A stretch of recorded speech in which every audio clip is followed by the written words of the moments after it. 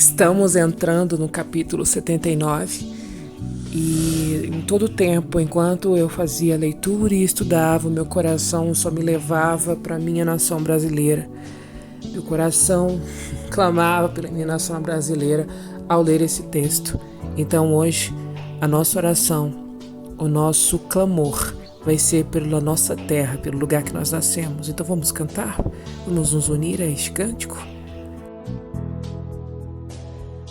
Por amor de ti, ó Brasil, não me calarei, nem me aquietarei.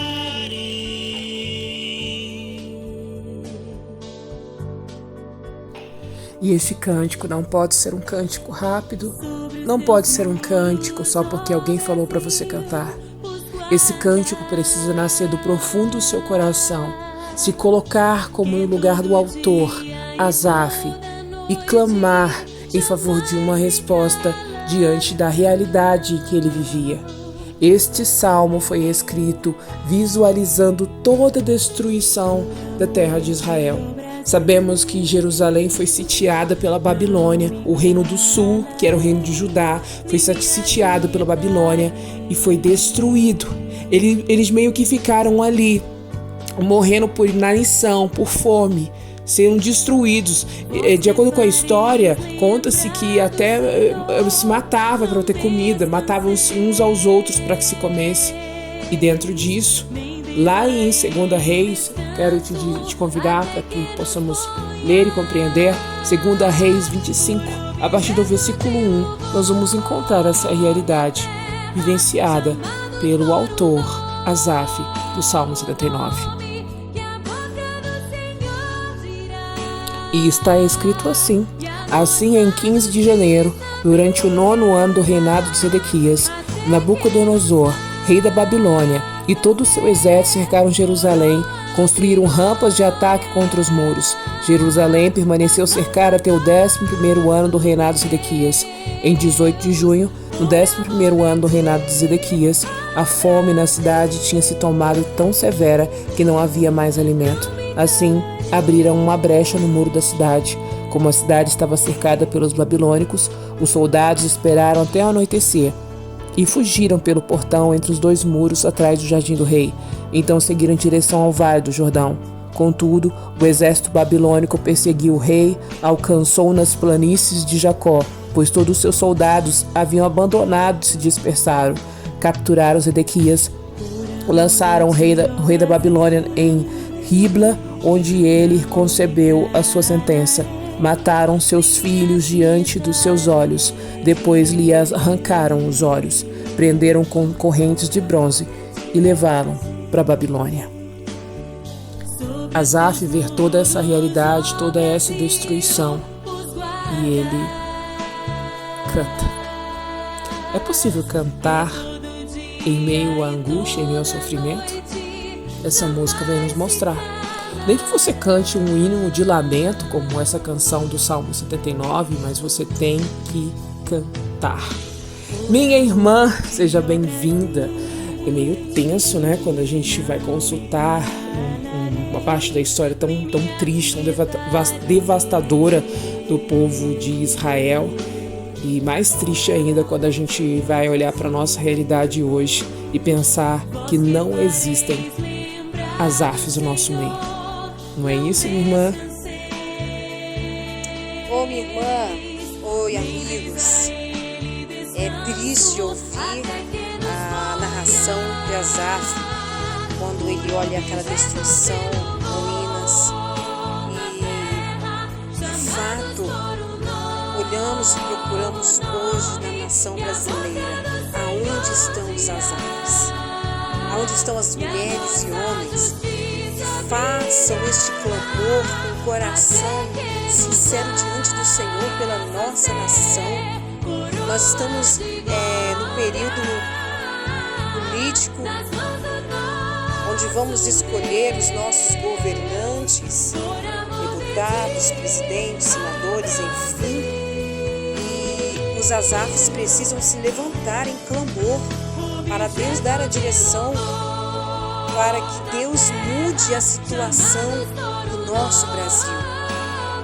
você, amigo, e você, amiga, que nos ouve, que participa conosco nessa maratona do livro de Salmos, pode ser o Asaf desta geração. Este salmo é preciosíssimo para a história de Israel.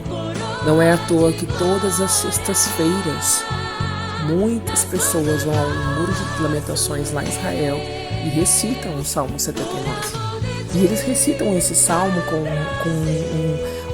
uma força no coração de que o Messias virá. Lembrando que os judeus não reconhecem a vinda de Jesus, eles ainda acham que Jesus vai vir. Jesus vai vir, né? Mas não do jeito que eles estão pensando. Também é uma canção que anualmente ela é cantada no momento, uma festa específica dos judeus, para relembrar, né, que eles conseguiram vencer essa grande destruição que foi ser levados a essa humilhação. E fica uma pergunta, né? Por que acontecem coisas difíceis com o povo de Deus? Por que acontecem coisas difíceis conosco? E aí, se você olha a história do Brasil, sabe qual a maior pergunta que fica no ar? Em 10 anos, o Brasil, a quantidade de cristãos aumentou o dobro. E a pergunta que fica, por que não estamos mudando a história do Brasil? O que está acontecendo conosco como cristãos? Talvez isso tenha sido a mensagem mais forte que eu consegui enxergar neste texto. Pessoas que se dispõem, por amor do Brasil, a clamar pelo Brasil. Não apenas ir para sua igrejinha no domingo e ficar ali legal, confortável, mas ir e clamar como essa música. Essa música é uma música de lamento. É uma música onde a pessoa expõe a realidade do que está acontecendo e aprendemos neste salmo como nos posicionar em relação ao nosso país, à nossa terra. Entendendo que Deus nos chamou com uma responsabilidade de sarar essa terra, de proclamar o evangelho nesta terra, até que o Senhor venha. Então, com esse entendimento, por favor, leia o Salmo 79. Esse é o intuito, que você leia a palavra, que ela traga sentido para a sua vida. Depois de você ler, se você não pode fazer isso agora, faça isso depois, mas não deixe de ler. Depois disso, agora podemos. Vamos entrar no contexto do Salmo 79. É maravilhoso quando nós podemos pegar a palavra de Deus e dentro dela encontrar referências que liguem uma sentença a outra, principalmente o que tem acontecido conosco até aqui no capítulo 79, na canção 79, no Saltério. Temos conhecido toda a história por trás das canções, seus autores, temos conhecido o contexto, o sentimento e as emoções. O que tem ficado mais nítido são as emoções, né, dos seus autores, principalmente emoções dolorosas. Até aqui vai chegar o momento das emoções alegres, os momentos alegres, mas até aqui conhecemos muito profundamente as sensações ruins de tristeza, de angústia, e o que fazer diante dessas circunstâncias. Então essa canção não foge a esse entendimento, e como lemos lá em Reis, também podemos ler lá em Jeremias, porque Jeremias foi o profeta que Deus chamou para profetizar. Jeremias profetizou que isso iria acontecer. Em Jeremias 7:32 nós encontramos uma profecia clara. Vamos ver essa profecia? Diz assim: portanto, tenham cuidado, diz o Senhor, pois está chegando um dia em que não chamará mais Tofete, nem vale de Hermoinote, mas vale da matança. Sepultarão corpos em Tofete até que não haja mais lugar. Os cadáveres desse povo servirão de alimento para os abutres e os animais selvagens, e não restará ninguém para espantá-los. Acabarei com os cânticos alegres e com o riso nas ruas de Jerusalém, e já que se não ouviram as vozes felizes dos noivos e das noivas da cidade de Judá, a terra ficará totalmente desolada. O que está descrito aqui no Salmo 79 foi profetizado antes. Jeremias foi o profeta que mais proclamou antes do cativeiro babilônico.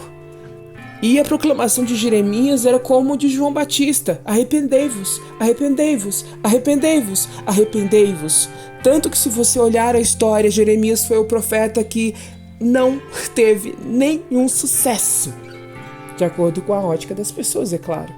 Porque as pessoas não ouviram o que Jeremias falava, as pessoas rejeitaram Jeremias, tentaram calar a sua boca, planejaram matá-lo.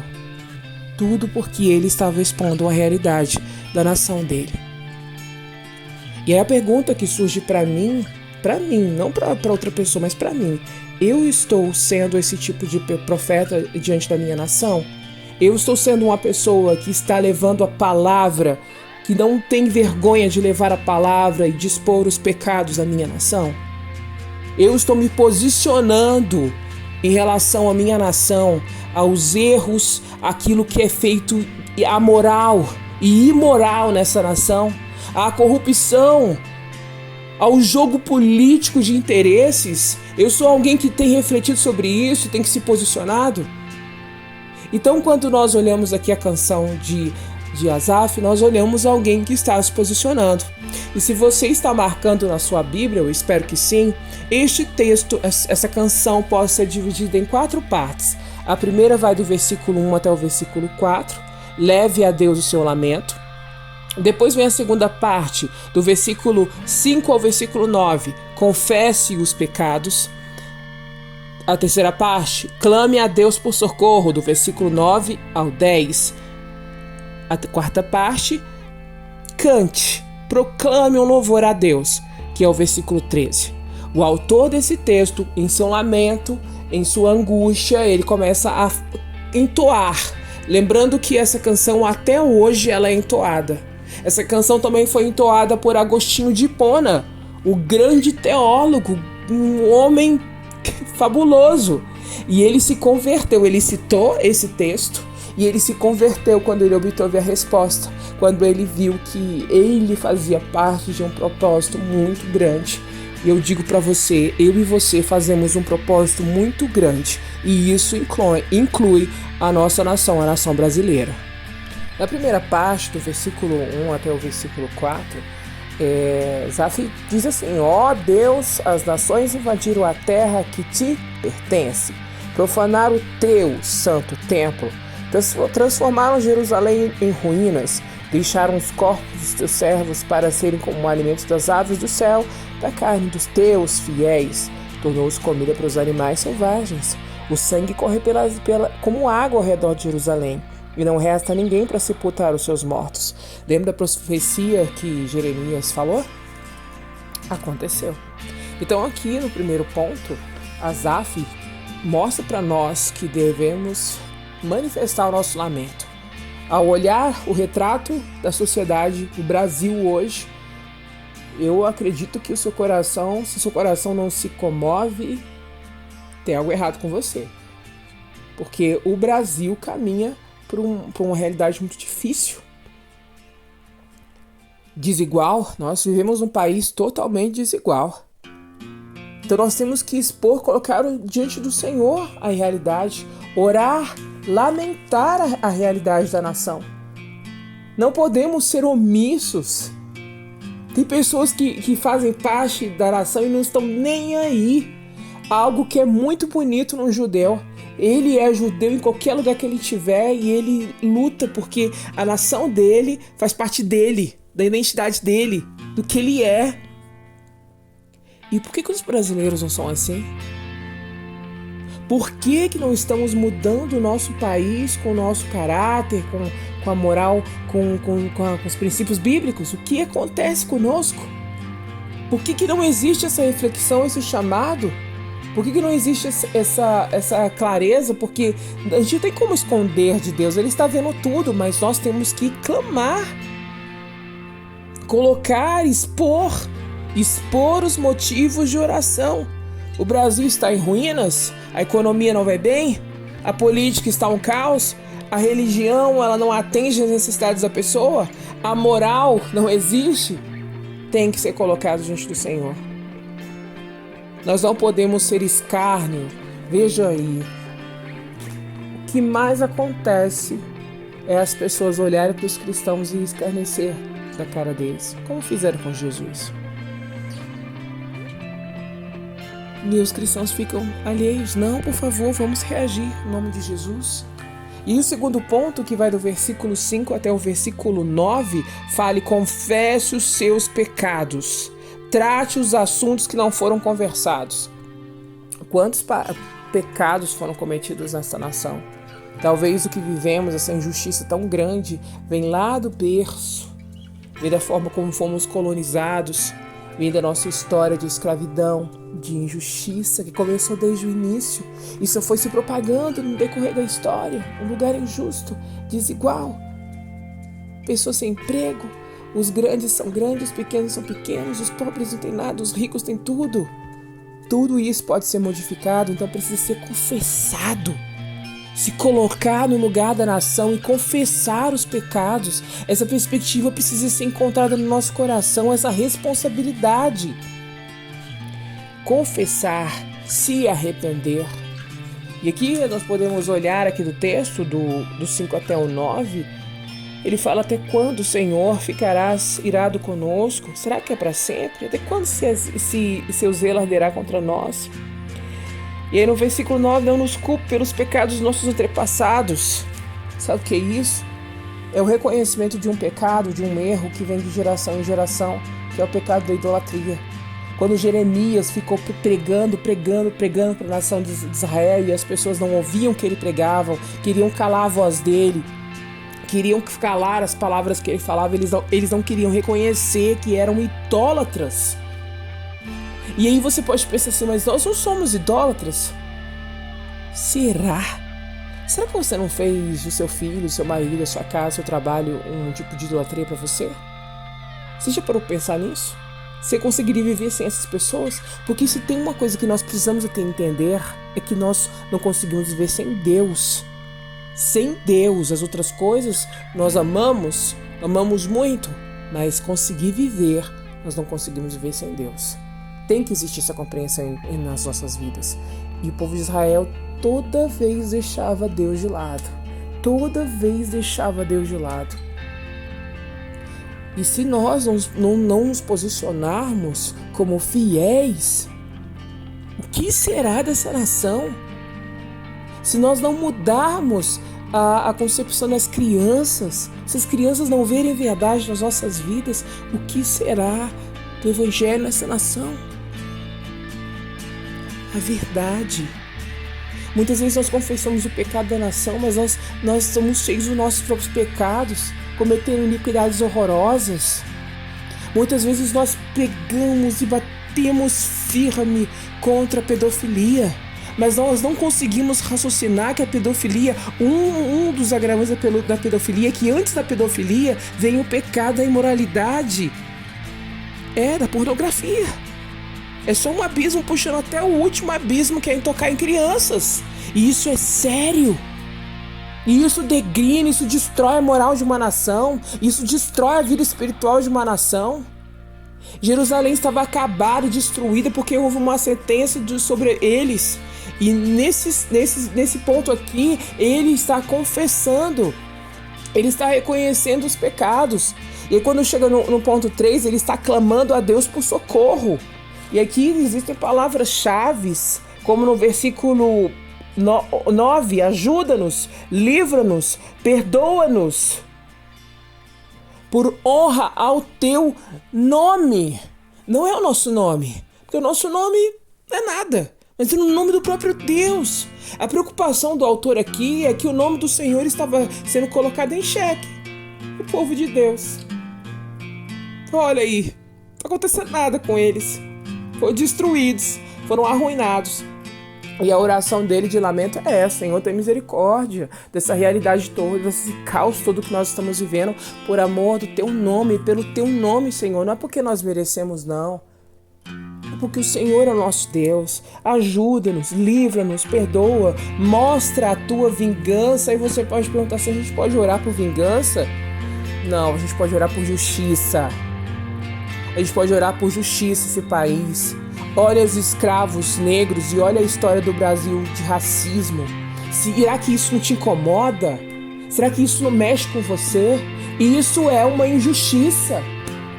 Pessoas que nunca tiveram condições de ter o que os outros têm por causa da cor da pele. É uma realidade aqui no nosso país. Então você pode orar pela justiça, sim. Você pode lamentar, colocar a gente no Senhor, pode confessar os pecados. E por fim você pode cantar, que é no versículo 13. cantar, nós daremos graças a Deus, nós daremos louvores à grandeza por todas as gerações. Posicionamento. Sabe, eu gostaria de mostrar para vocês agora algo que eu ouvi em 2013, uma profecia que você estava esperando o Salmo 79 e você pensou, meu Deus, o que aconteceu com o Salmo? Ele foi feito, tá? É porque quando ele foi feito, foi colocado um vídeo. Esse áudio que você está ouvindo aqui no final, tá ouvindo aí? Ouça o que foi dito no feriado da Páscoa no ano de 2013. Se vocês não entrarem por esta janela, eu estava lá nesta ocasião, por isso que eu fiz questão de colocar, mas como é um vídeo que não pode ser replicado, eu não consegui colocar este vídeo aqui, mas você está ouvindo aí a voz e a profecia dessa profeta, dessa americana, Cindy. E ela falou coisas específicas sobre o Brasil naquela época, que me deixou tão maravilhada do agir de Deus é que tudo que ela falou aconteceu. E dentro de uma das coisas que ela falou, que as pessoas iriam se movimentar, que as pessoas iriam reagir para buscar a mudança desse país, desta pátria amada Brasil. Quanto de amor você tem pelo Brasil? Espero que você ame muito a sua pátria. Foi aqui que o Senhor nos deu a oportunidade de nascer. Nossas raízes estão aqui e nós somos profetas sobre essa nação. Eu não sei o que tem acontecido aqui no decorrer das últimas décadas. As pessoas têm se afastado dessa responsabilidade. Os cristãos têm se afastado dessa responsabilidade de ministrar sobre esta nação, de profetizar sobre esta nação, de se posicionar a respeito dessa nação. Quantas pessoas eu já ouvi falar, eu não tô nem aí para governos, eu não tô nem aí para quem tá dirigindo, para quem vai governar o Brasil, para quem vai ser presidente do Brasil. Eu já ouvi muitas coisas, eu não tô nem aí para isso. Não pensam nas implicações do futuro, dos seus netos, dos seus bisnetos, daquilo que vai vir no futuro. Não pensam que nós somos propagadores de um legado espiritual sobre essa nação. Se eu não posicionar, se eu não ensinar às próximas gerações, se eu não clamar por essa nação, o que será da nossa história, o que será do nosso país? Você está acompanhando aí algumas imagens do Brasil, algumas características que fundamentam, que fortificam essa nação tão maravilhosa. Essa beleza que existe nessa bandeira, ela é refletida sobre a beleza que existe nesse povo. Nós somos um povo maravilhoso, nós somos um povo bendito do Senhor. E sobre essa terra nós precisamos profetizar. Precisamos continuar profetizando. Naquela época, a profecia que foi dita disse que as pessoas sairiam nas ruas, que elas pediriam justiça e o fim da corrupção. Alguns anos após isso, nós vimos o maior tipo de reunião de pessoas para roubar a nação. O maior crime de corrupção que aconteceu. Parece que algumas pessoas se esqueceram disso. O seu dinheiro foi roubado. O dinheiro do futuro, de uma escola melhor para o seu filho, foi roubado. O dinheiro para ter um hospital digno foi roubado. E aquelas pessoas se movimentaram. Se você lembrar aí da história, uma história muito recente do Brasil, aconteceu um impeachment, aconteceu a revelação desse esquema organizado, essa quadrilha organizada. E houve também mudanças no perfil das pessoas, mas parece que estamos nos esquecendo e nos afastando disso. Posicionamento, postura, amor por essa terra. Esse salmo demorou, Deus sabe os mistérios do que aconteceu, mas por favor, ame essa terra, não só com o amor que você veste essa camisa no dia de um jogo do Brasil. Não, ame esse lugar. Profetize uma ordem e um progresso. Profetize que Deus é o Deus desse lugar. Profetize que as crianças, que haverá um futuro de paz, que haverá um futuro de justiça, que o Senhor pode escolher pessoas, então que Ele me escolha. Seja uma das pessoas que diga pro Senhor assim, eu estou aqui para profetizar sobre a minha nação, eu estou aqui para pagar um preço, eu estou aqui para poder lembrar que eu posso ser uma semente de justiça nessa terra, que eu devo escolher melhor os meus governantes, que eu preciso me posicionar É posicionamento de cristão, porque não é a Cristo que nós seguimos. Um posicionamento de cristão sobre o meu voto, um posicionamento de cristão sobre o meu caráter, como eu me comporto, como eu crio os meus filhos, como eu sou diante da sociedade. Por favor, que o Salmo 79 faça parte da sua vida, que você, assim como Asaf, levante um clamor sobre essa nação, levante-se como alguém que leva um legado de ser um brasileiro que teme a Deus, que veste a camisa, que não veste a camisa só em jogos, mas que vive a verdade de um profeta sobre essa nação. Nós, o Senhor nos constituiu como profeta sobre essa nação. E se você é um profeta dessa nação, diga: eu sou um profeta, eu vou me posicionar. Eu vou me importar com a história desse país. Eu vou me importar, eu vou escrever uma história nova. Eu vou começar na minha casa. Eu vou começar com as pessoas que eu vivo. Vou começar lá no meu trabalho. Eu vou escrever uma história nova no Brasil, na história do Brasil. Que o Senhor te abençoe. Amém.